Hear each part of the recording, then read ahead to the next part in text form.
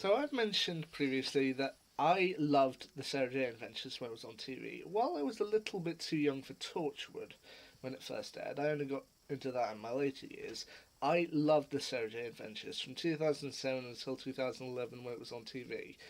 It was heartbreaking when the series ended due to Elizabeth Sladen sadly passing away from cancer. But I still love the series for what it was. I absolutely loved it.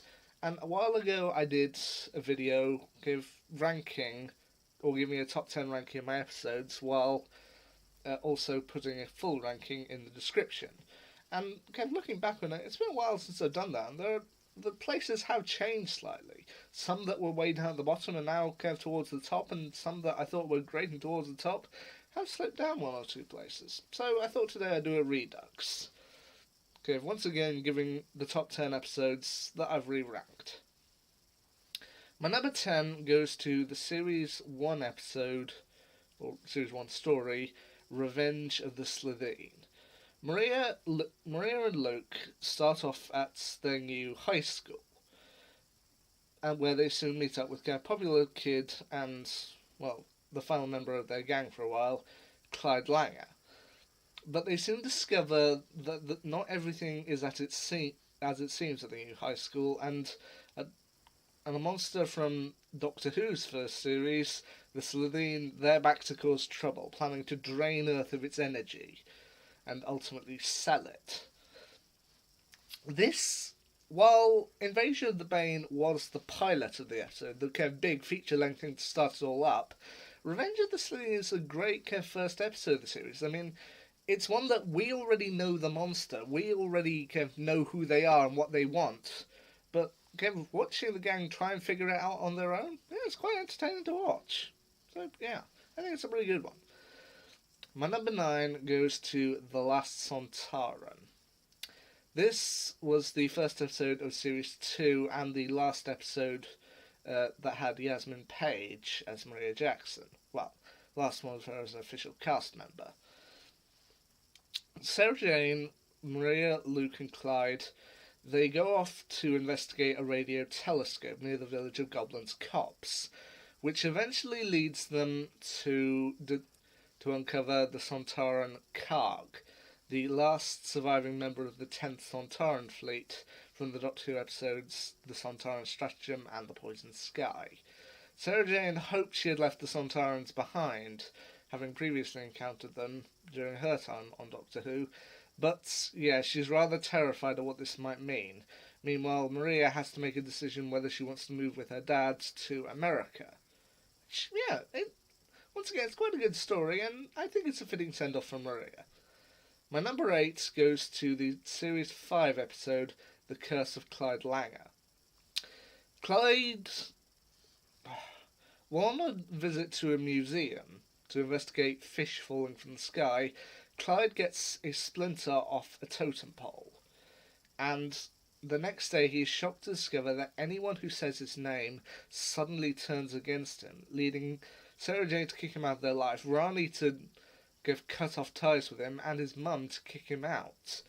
So eventually Clyde is left living on the street, which is quite a hard one to watch. I mean, while Sarah Jane Adventures didn't always touch on difficult themes, this I feel is a rather good one. Just watching, having to deal with abandonment and having to live on the street, it's a pretty tough one to watch, but it's a rather good one as well. My number 7 goes to, from Series 4, Death of the Doctor. This was one of two stories that have crossed over with the main Doctor Who canon, featuring the Doctor, this one with Matt Smith as the Doctor.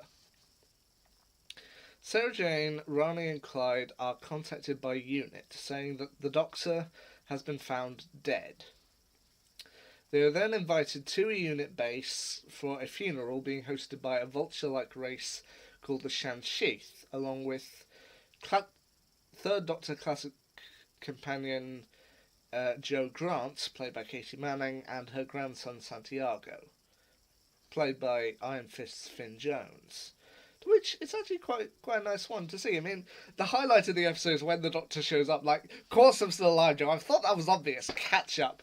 And the relationship, it does work quite well on screen. Him, Casey Manning, and Elizabeth Sladen, they all work off each other very well, and I do think it's a kind of nice way of doing it.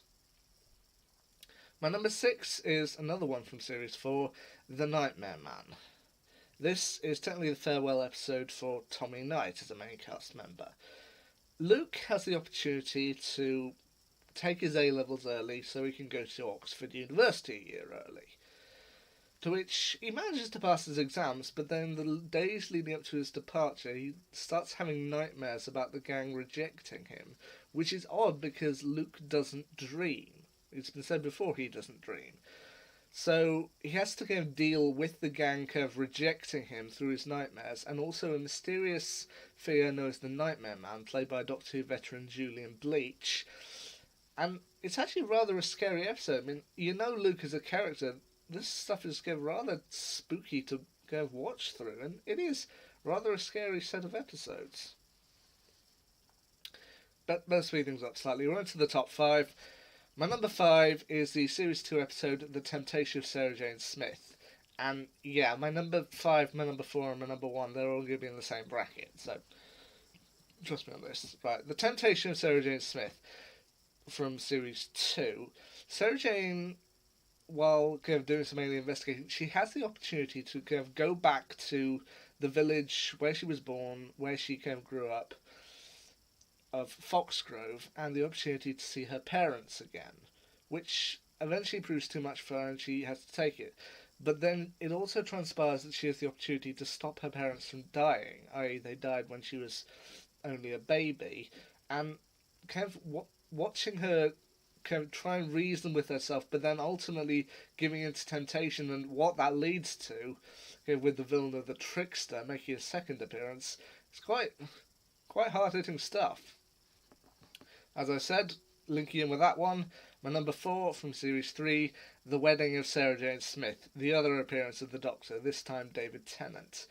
And this one, I think, is one... This was actually top of my list last time, but I've mellowed out to it a little since, but so it has moved down a space or two. But yeah, I still think it's a very good episode, and I was really glad when I rewatched it. Number 3 is Series 4's Goodbye Sarah Jane Smith, where Sarah Jane, Ronnie and Clyde encounter another alien hunter named Ruby White, who seems quite hostile at first, but then kind of eventually mellows out to them. But once it's kind of revealed about what Ruby's doing, it's kind of rather spooky.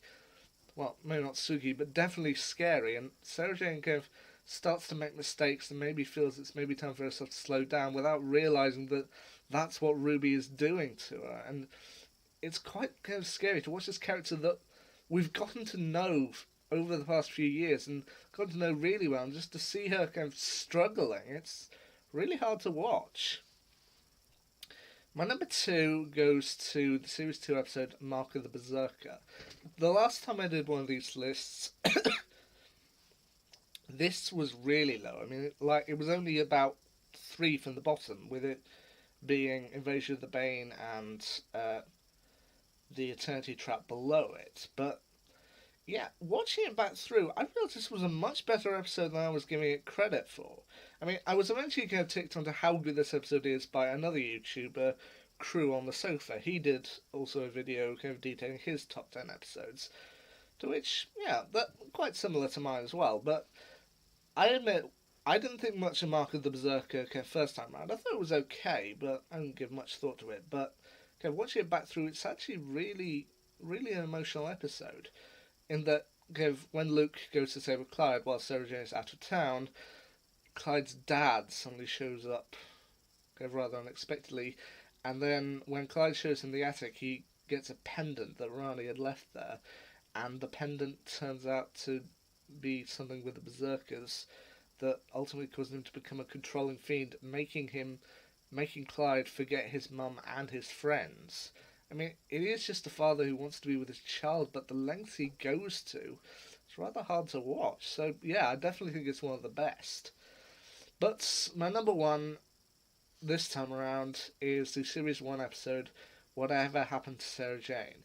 First appearance of the Trickster, and this one is heartbreaking to watch.